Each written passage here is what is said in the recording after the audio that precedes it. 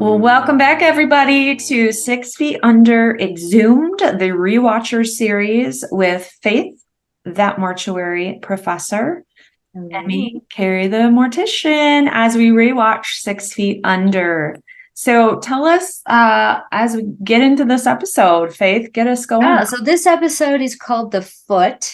Yeah. And I have to tell you, it's one of my favorite episodes, I think. I think they did such a good job of like making these things like hook you right at the beginning. You're like, what in the world? So this man is at I forget the business, if it's a bakery or something where they have these giant machines with the blades and all this, and something goes wrong and he goes down in there to try to repair it, and they turn on, and this man is essentially, turned into bits and pieces because of these rotating blades. Yep.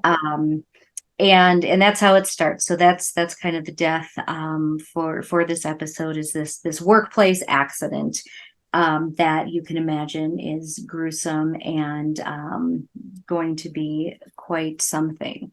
That's how it starts. Yeah. And then it kind of moves into, they are sitting in the kitchen, in the morning, just kind of talking about some things. So it goes kind of back into just the family dynamics, and kind of what's going on there with, Nate being back and just, still kind of in that discussion about whether they're going to sell the business or not. And Yeah. Yeah, the Kroner man keeps Kroner Service International, which is supposed to be, I think, a representation of SCI, Service Corps International. And he just keeps popping up in his little trench coat and offering them all money and wanting to buy out and threatening them, basically, if you don't, sell to us, we are going to make your lives miserable. And we're going to basically ruin your business. Yeah. And he just keeps popping up. And so they keep discussing this. And at first David's like, I'm not going to sell. And Nate says, well, let's sell. And the mom says, I'm on board with Nate. Yeah. Let's just move on. Let's do something new. And so they kind of agree that they're going to sell.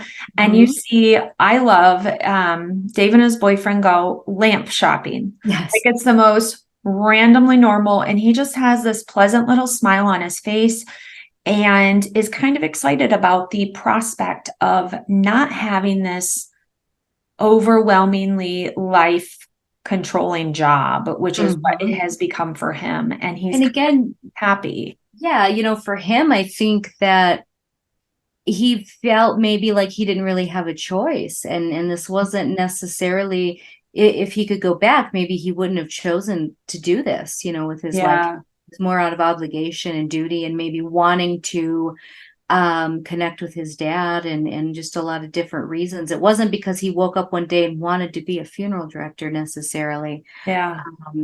And so you can see that he's a little bit excited about what life could be. He never thought he would have that choice or have those thoughts. And now it's kind of, he's a little bit excited about what he could do with his life on his own, terms. That other potential. He sees that maybe life could be more than just this.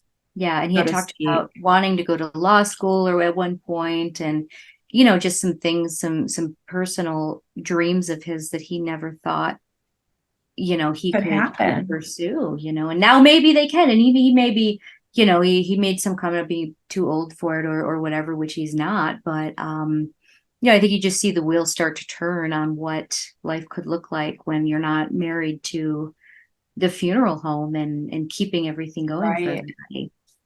All the potential. I think he sees a lot of that what if, the big what ifs about life. Yeah. Which, there's a lot that he could be doing that, wasn't all encompassing and terrifying as a business owner, specifically, I think too. And then, they go to get this money because they've kind of decided. And then Nate's basically like, but maybe this is my calling. Yeah. Nate kind of has a moment. And where, and we saw an episode too, where he I think what they're trying to show us is that he has some kind of natural gift with people. Yes. That David may not have. David may have other skills. And that he feels like, well, maybe, he's the assistant produce manager of the co-op in Seattle or whatever, and that's all Yeah. good and fine. But I think he's starting to realize that that's not really personally or emotionally fulfilling to him in any way. So you have two very different sides. You have Nate, who is looking for something meaningful to do with his life, and David, who has only ever done something so oppressively meaningful Yeah. that he can't be a person outside of it, and kind of how that kind of flips the whole script on what they're planning to do with this business. And it's just it's an interesting dynamic to see. And another thing that happens that's interesting is, and I don't know, have you ever heard of this? I have not experienced this, but there was a part where they were talking about how the chemical company had raised the prices because they weren't going to sell or weren't whatever. Yeah. And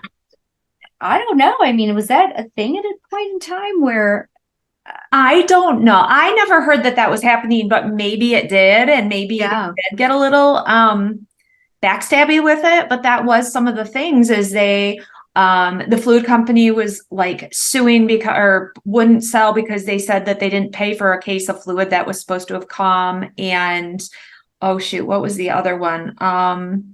Was it casket prices or cemetery or something? It was some other third party. Oh, the florist. The florist, that's what it was. Increased their prices like 200%. And so basically they went in and, paid off all these people and kind of backstabbed so that they could get more control over what was happening. Mm-hmm. And it really was going to affect their business. Yeah. And bought the place across the street.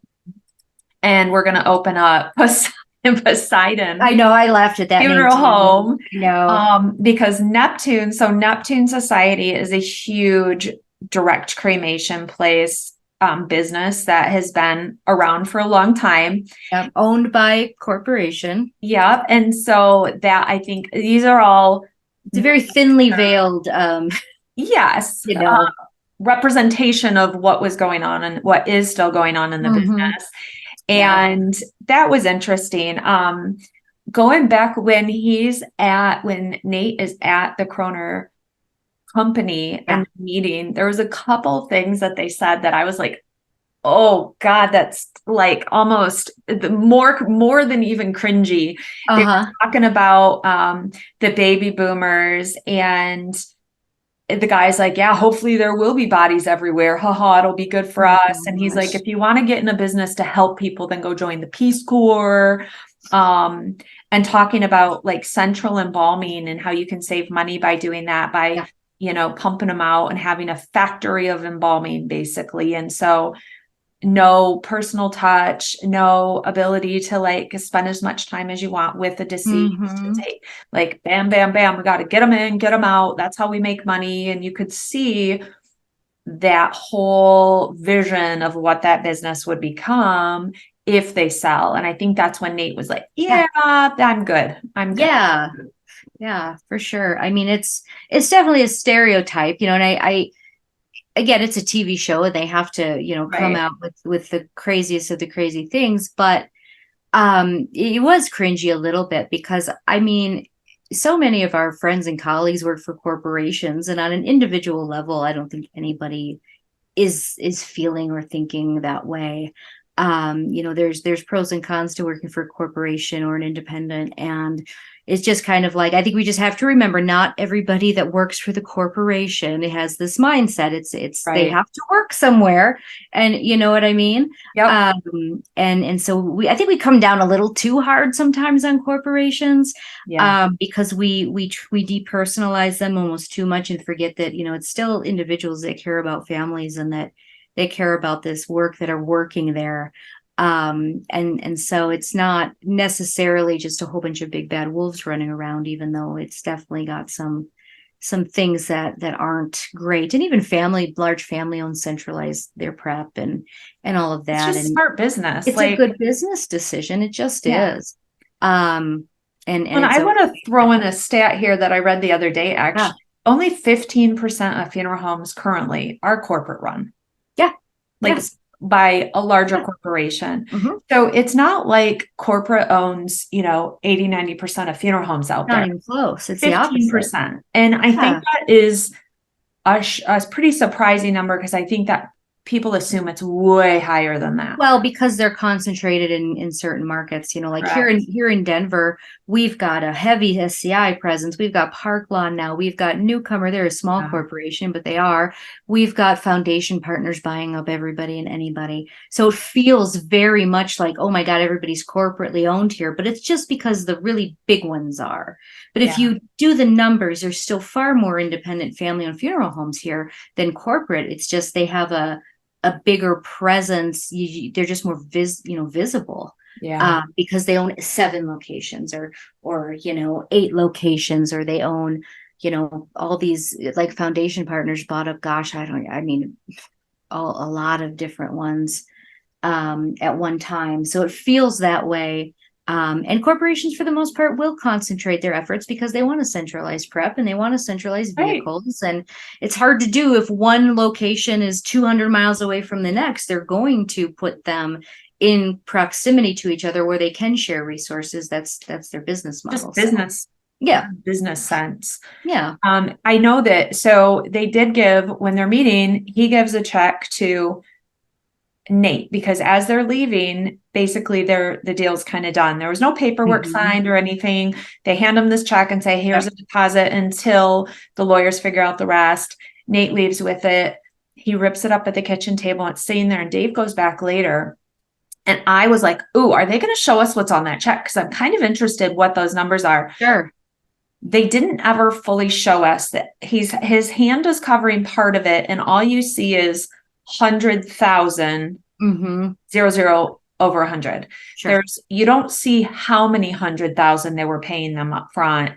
And I was interested in the number, not just to know, but kind of where, this is what, 20 years ago or whatever, 20 years ago. Yeah. So, what would that number have looked like then for that size of funeral home? So like just seeing what that translation would be for now was kind of interesting. I was like, dang it, they did that on purpose. They covered. I know. Finger was there. I know. It would be interesting though, because I don't recall any details about whether they were buying the property or the business or how that was going to work, because another thing that people don't realize when they're buying corporations and you see these giant numbers, like one of the big family owned sold to a corporation here several years ago, and it was reported at like 70 to 90 million dollars, and everybody's going, holy shit. Well, what you don't realize is that's property. More than half of what that money is the literal property that these funeral homes sit on in this high cost of living city.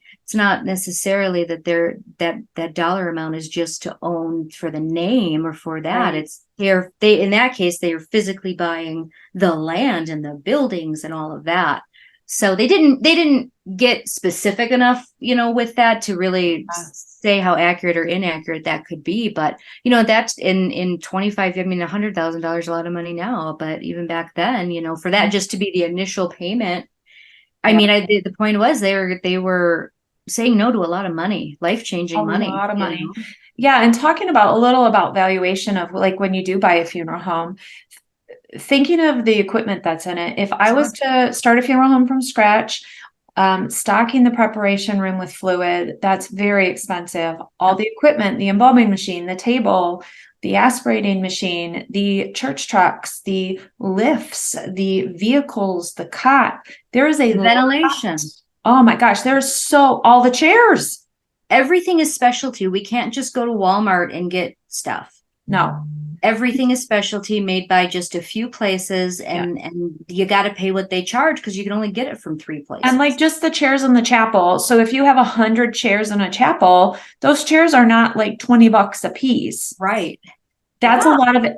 Just chairs are expensive. So thinking about all that, and then part of the valuation of your business is your pre-need. Yep. So your business comes with basically, for the most part, locked in future business for it. Future business. You have a couple million typically in pre-funding that has been placed with a third party The funeral home's not holding it. It's with a third party life insurance or trust, but that's money that theoretically is going to be funneling into that funeral home when it's an at-need situation. So that'll be coming in as future business. So that is part of the valuation when you're selling a business, is how much it is worth.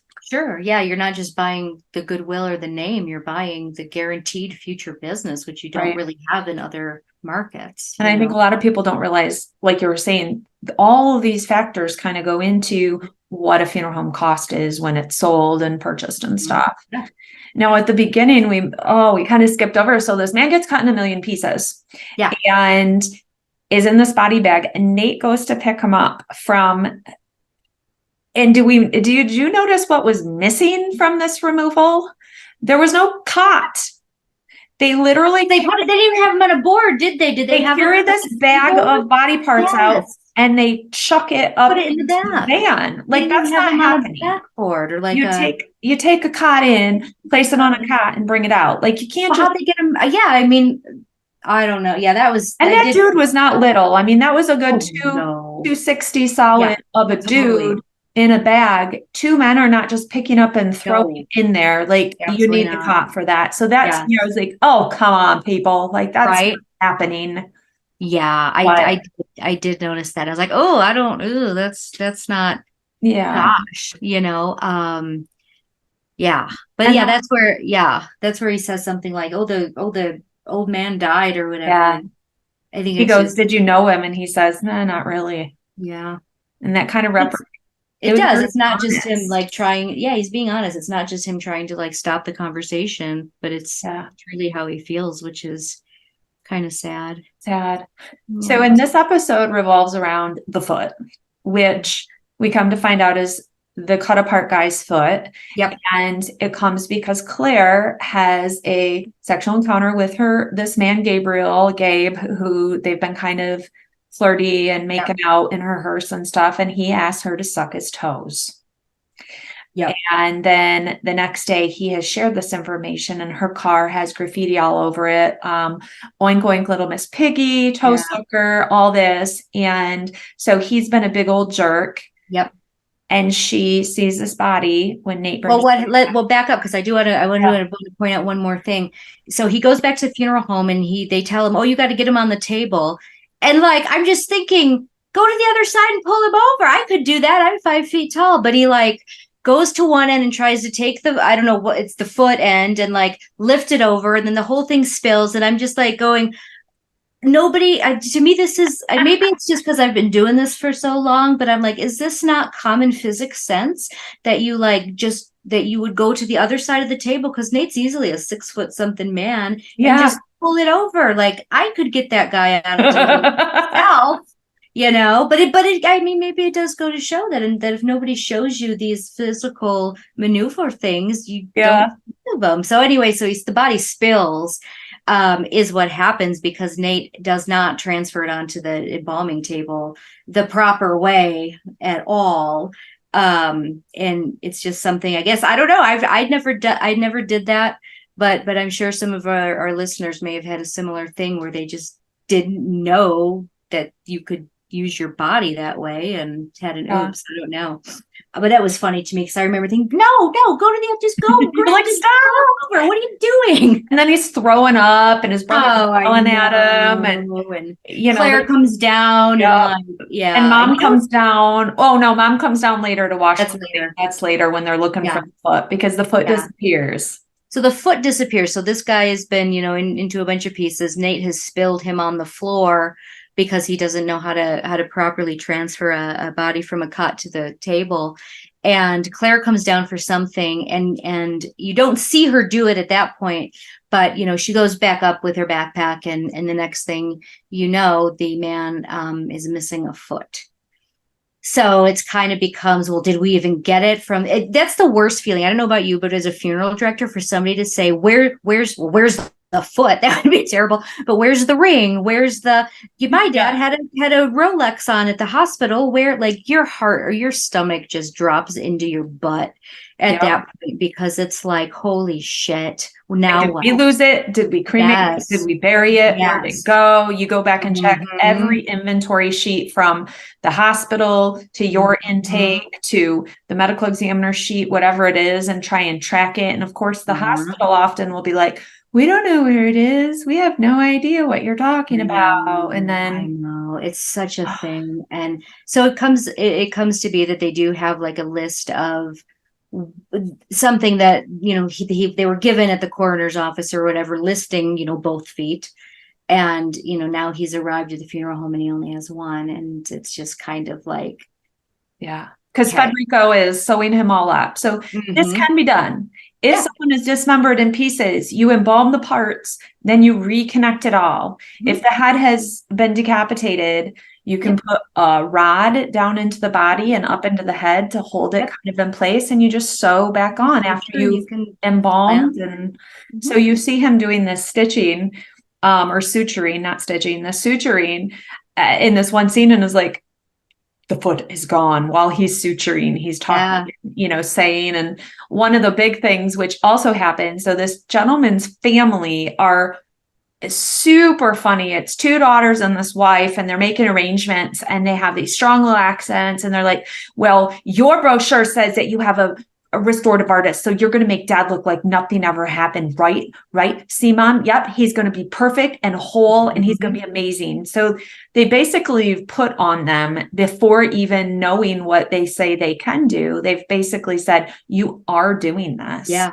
Sure. No matter what he looks like his head would be in 52 pieces. And of course he's got special shoes, and it's always that, isn't it? It's always, it's always a special thing that isn't going to work, that kind of thing. And so it's very much, a case where they have to find the foot. There's no like, even if they like, there's no telling this family the foot's gone. Like that's not going to happen. That's not. Well, but when they walk in for that first viewing, those daughters are up there nosing in, and they go to lift the foot, and David runs up and says, may I help you? And she goes, well, we just want to make sure that he's all put together correctly. We get to do that, right? And he's like, of course. So they lift it, and there's two shoes, which you can easily look at, bone and tissue donors. Totally. We're missing half the body, but we have to restructure that body to look as if the bones and things are all in there. You got to put that natural form back. They go to Federico, and they're like, you gave him a foot? And he says, yeah, remember that leg of lamb that your mom always had? Yeah. Sir. Oh gosh. I'm like, no, this is a terrible idea. That would not happen. Should not happen. You should never do that. You should always be honest with the families about that. But and the other part of that I was like, oh gosh, the first time they wouldn't be doing that at the public viewing. You would have had the family come in before, and they could have seen it then. And like, you're not going to like let them inspect somebody. Yeah. That would have been done before. So just, that's not exactly accurate. No funeral director would be like, especially in a case like that, they would have had the family come in privately before do that. Well, and during that scene is when they're like, have you been watching the wife? And they're like, yes, we think she's going to do it. This is they are finding every funeral term, everything, and they're putting it all in these first episodes. And so they're like, yeah, she's going to be a casket climber. I've always been a casket crawler. Okay. Because they crawl up in. Yeah. And she goes for it. But what I thought was hilarious, when she goes to crawl in, she throws that foot end up. And I'm sorry, but you can't just throw the foot end up with the flowers on it and stuff. It takes a bit of effort. It's not a quick boom and then hop in. Yeah. And if she's a little lady and the edge of that casket comes up to probably right under her breasts, she's not lifting her cute little butt up and in there as fast as they showed her doing it. So I was like, oh, look at you guys. Yeah. Really amplified that moment up. But it does. This does happen, guys. It does happen. It certainly does.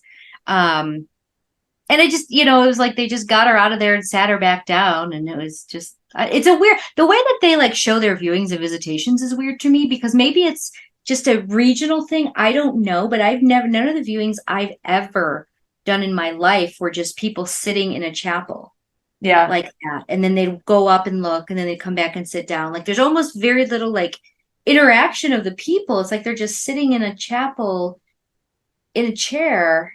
Well, I'm wondering if it was it was a service, like they were just having a Maybe, viewing right before a service maybe. happening or something. Because when you go back in, well, the other one, when last episode, when Chandler dove into the pool and hit his head and died, and he had no money, and his wife Mhm. she rented the casket.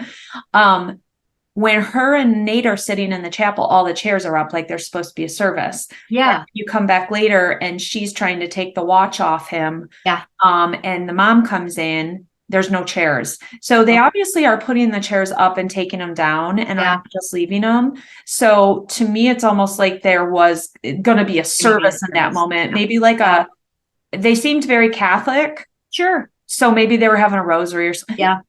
Who knows? Maybe. But it was, yeah, that was an interesting part. Now, a big part of this episode too, I feel like every episode, like, how is it only an hour? Because there are Right. so many storylines happening at once. It is wild. But we've got the mom. Yep.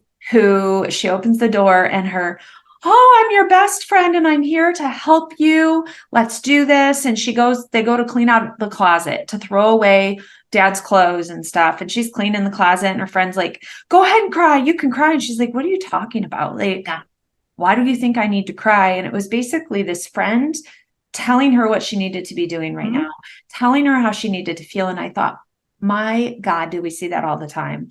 Where Oh yeah. you're at the visitation or the funeral and you hear people come up and go, well, next week when you're emptying out his closet, I'll come help you. And it's like, why do they have to empty it next week? Like, give it a hot minute.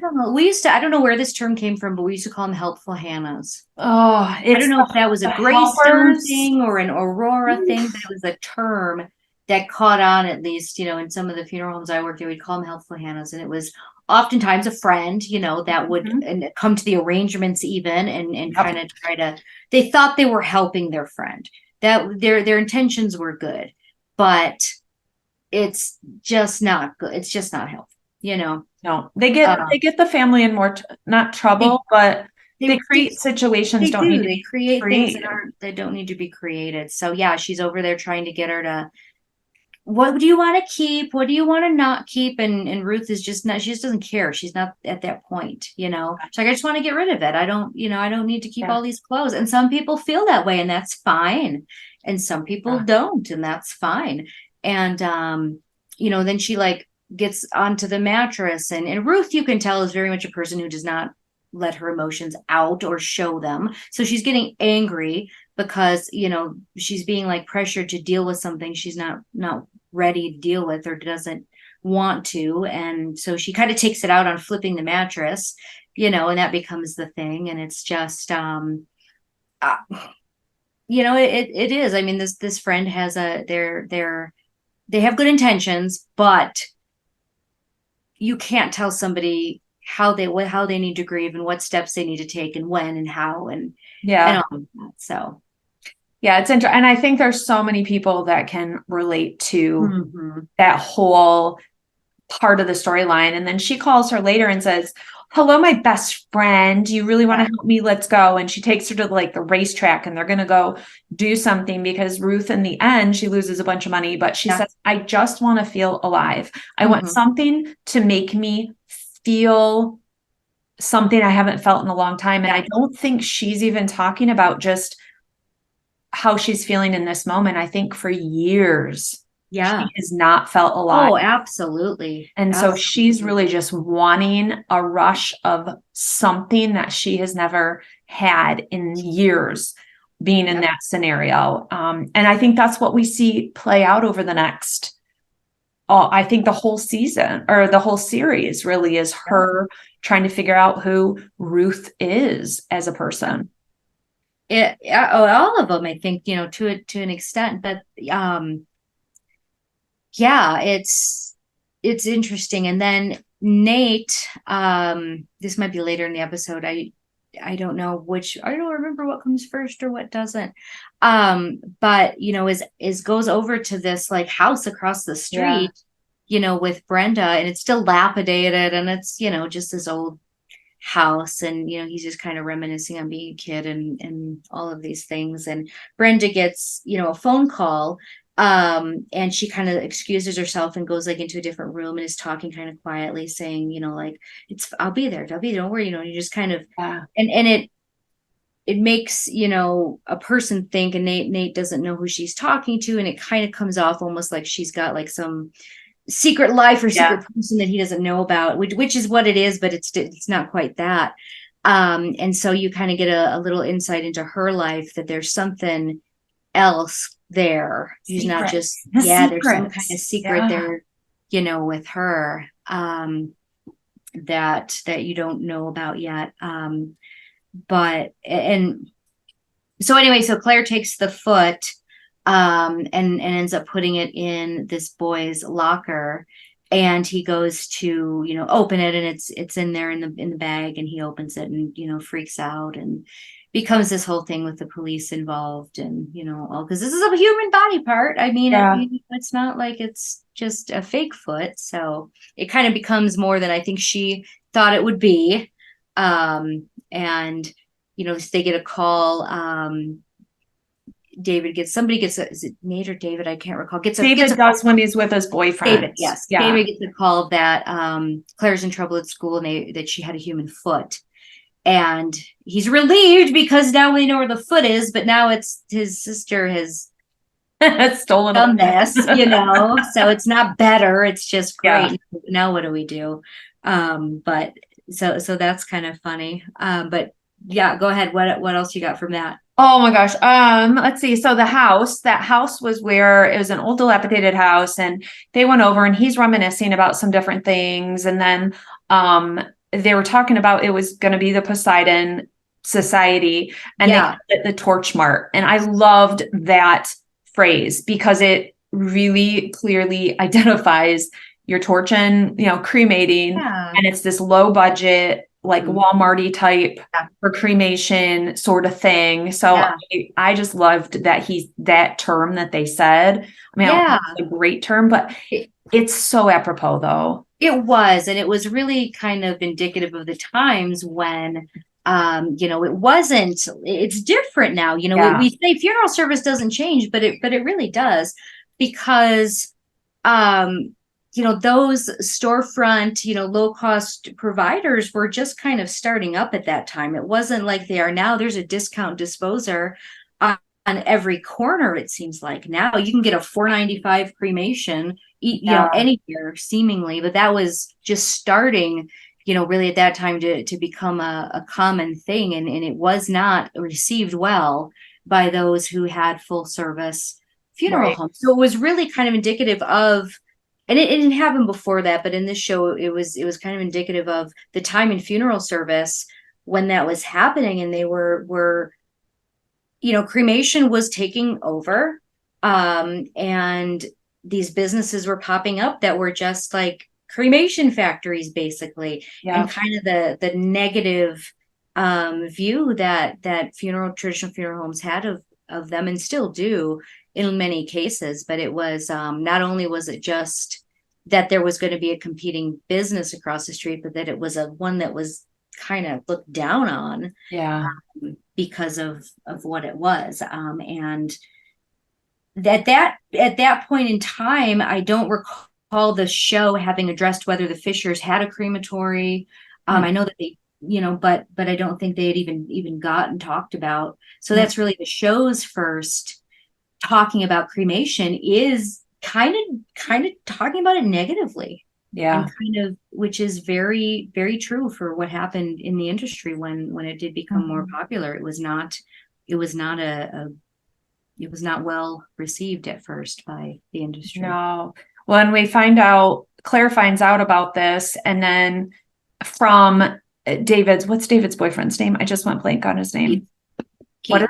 Keith. Yes. So Keith, as the police officer, says, I will come in and help with this whole foot thing. I want to make sure Claire's okay, really offers to go. And so he goes and talks to the boyfriend and basically says, well, he goes, because the boyfriend basically says, well, this never happened. I don't know what you're talking about, and kind of recants the whole thing, or not even her boyfriend, this jerky kid.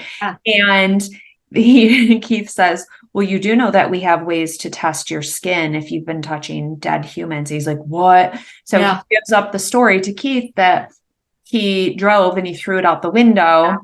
And so Keith goes out in the middle of the night to this like field, abandoned lot, like searching for this foot by himself. And then Claire shows up and she says, oh, you're, my brother's friend. And then she says, I know that you and my brother are gay. And he goes, oh yeah, we are. And she goes, what do you see in him? And this is a moment, I think we talked about this in our last rewatcher series.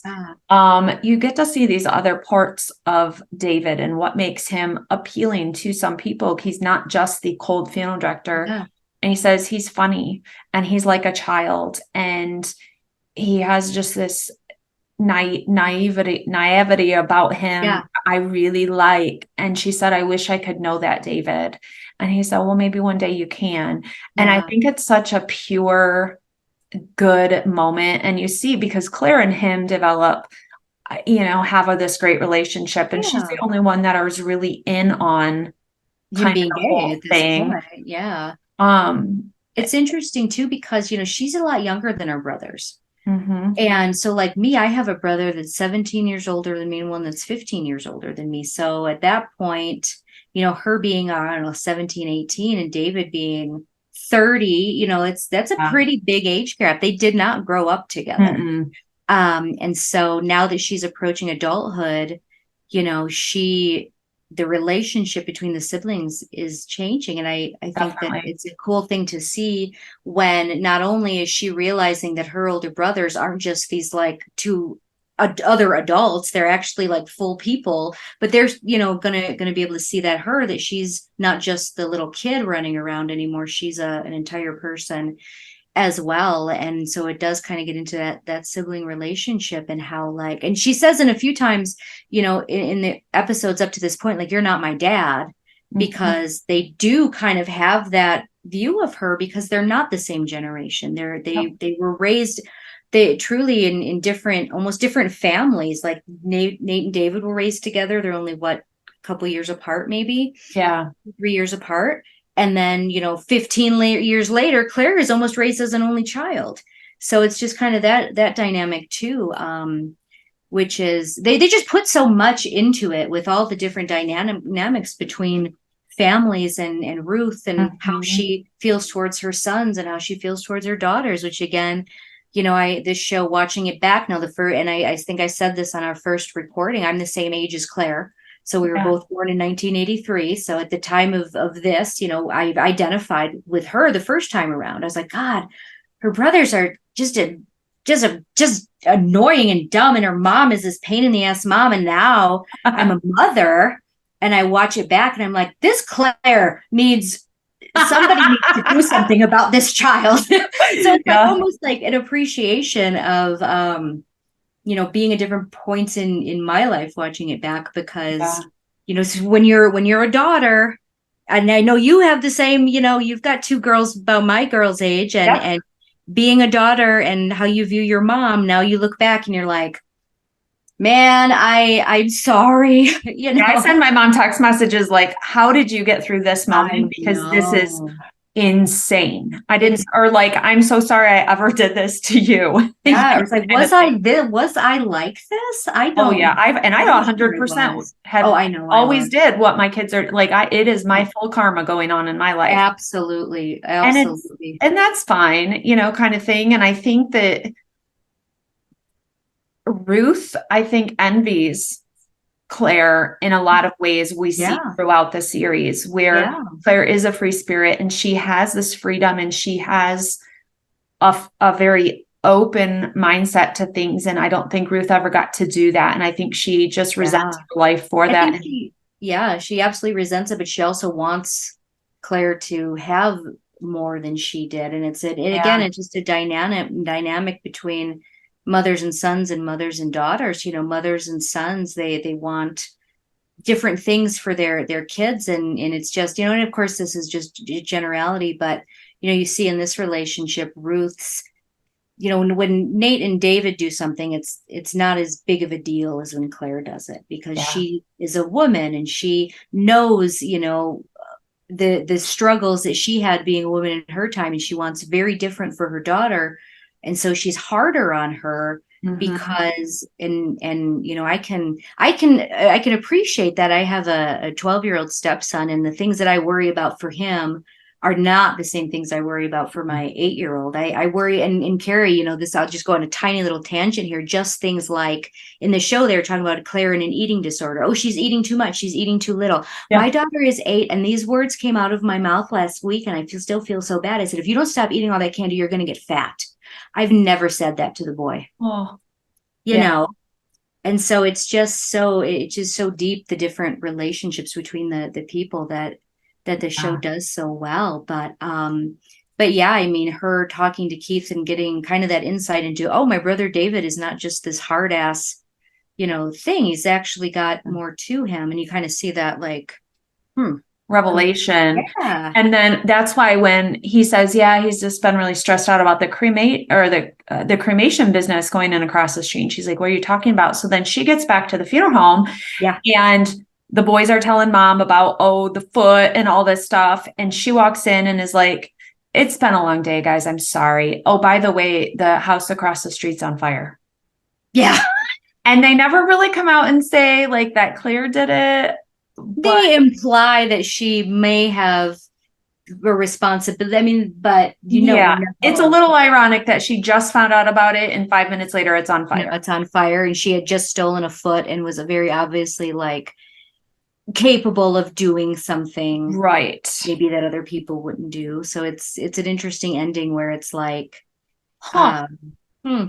interesting. And that's kind of where it ends. And then we see the abandoned lot where a lady's trying to find her dog. And then you see the dog carrying the foot, and it just kind of ends there. Scene ends. So you never find out like if they track this foot or something. Yeah, they kind of let that go. Logically would be what happens is you call the police. Hey, my dog has a foot. You track down who the foot belongs to. The funeral home would have got sued. It would have been a terrible. Yeah, this is a bad example of how to handle something like this.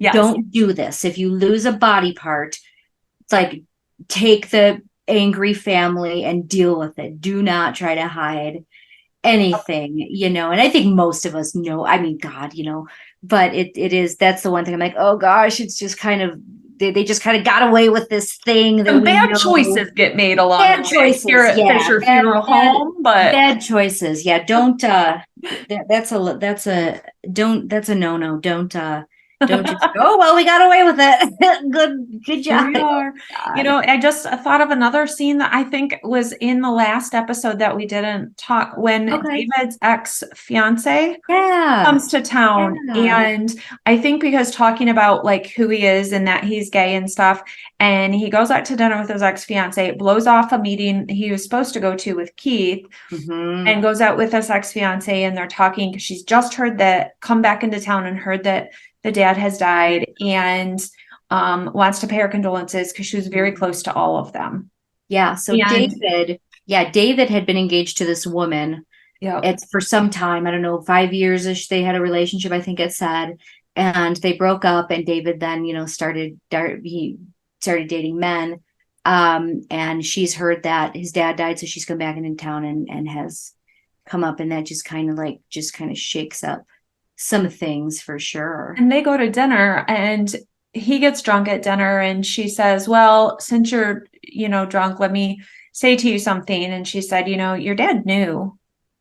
And he kind of like looked at her, and she said, your dad and I went to coffee once, and your dad just wondered why you weren't living your honest life, basically. Like, why aren't you just being who you are? Because he knew who you were. Yeah.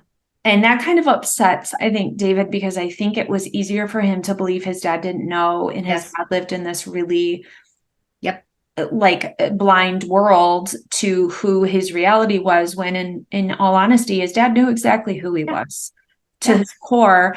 And so then David's reaction is not good. And he's like, well, how about you and I go and like screw like rabbits back at a hotel or something, which dude, you like men, like, let's not, but I think that was his reaction, was like, well, I'll show you then who I am not. And so Yeah. he had blown off Keith. So he goes to try and see Keith. And then Keith's like, sorry, and shuts the door, basically like, stop lying to me. You're lying to yourself, like, move on. Yeah. And, Keith knows who he is at the end of the day, and knows that David's got to work through his stuff before he can get to be Absolutely. And it's such a true representation of what it's like, to be closeted and to think you are, and it's almost like, it's very sad because it's almost like this collusion of denial. The dad knows that his son is gay, but he's not going to say it. And David knows he's gay, but he's not going to say it. So they both know the same thing, right. But they don't want to be the one to break that open because they don't know what the fallout is going to be. And it's so sad because had they just done that, they would have found that his dad was accepting, and he could have had a relationship maybe differently than he thought he could, because he never gave him the chance to accept him.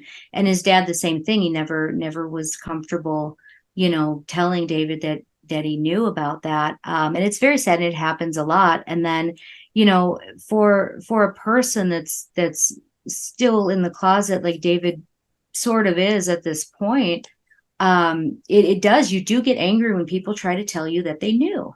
Yeah. And because it's very personal, and it's almost very like, who do you think you are to tell me you know me better than I know myself? Even if they're right, like it does. So it makes him angry, because it's kind of like, you don't get to tell me what I am, I get to tell you. But when somebody does that, it's almost like they've stolen your secret and almost taken your own like autonomy away from you to be able to choose whether to come out or not.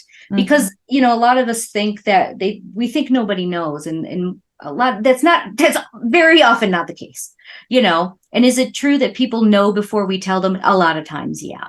But you don't got to say that. You don't got to be like, well, I always knew. Even if you did, even if you were the biggest queen at 5 years old as a little boy, and everybody knew, and nobody said anything till you were 30, you don't tell somebody, well, I always knew you were gay, because maybe they didn't always know. Right. So yeah, I mean, I do appreciate that scene, because I think it's so very true that it is really hard for a person to hear that everybody was thinking that they knew who they were before they were ready for them to think about it. Yeah.